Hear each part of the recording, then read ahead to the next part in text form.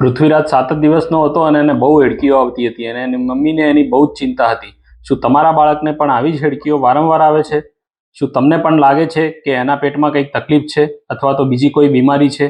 તો ચાલો જાણીએ નવજાત બાળકમાં આવતી હેડકીઓ વિશે. નમસ્કાર મિત્રો. નવજાત બાળકમાં હેડકીઓ આવવાના મુખ્ય કારણ છે ડાયાફ્રામનું ઇરિટેશન અથવા તો સ્પાઝમ. ડાયાફ્રામ એટલે પેટ અને છાતીની વચ્ચે આવતો એક પડદો અથવા તો સ્નાયુ એટલે કે મસલ. એ જ્યારે ઇરિટેટ થાય છે અથવા તો ખેંચાય છે ત્યારે હેડકી આવે છે, નહીં કે તમને કોઈ યાદ કરે ત્યારે. નવજાત બાળકમાં હેડકી આવવાના મુખ્ય 3 કારણો છે. જો વધારે પડતું ફીડિંગ લઈ લે તો, ફીડિંગ લેતી વખતે વધારે પડતી હવા એના પેટમાં જાય તો, અથવા તો બાળકને આપવામાં આવતા દૂધના ટેમ્પરેચરમાં ફરક હોય તો. હેડકીઓ ના આવે એના માટેના 3 ઉપાયો આપણી જોડે છે.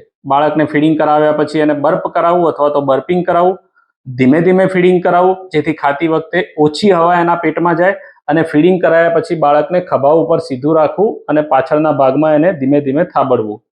નવજાત બાળકની હેડકીઓ મોટે ભાગે નોર્મલ હોય છે, પરંતુ ક્યારેક તે ગંભીર લક્ષણોનો સંકેત પણ હોઈ શકે છે.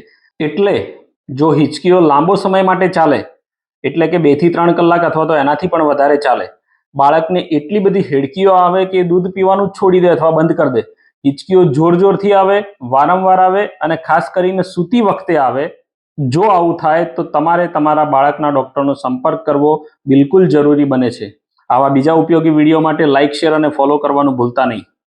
આભાર.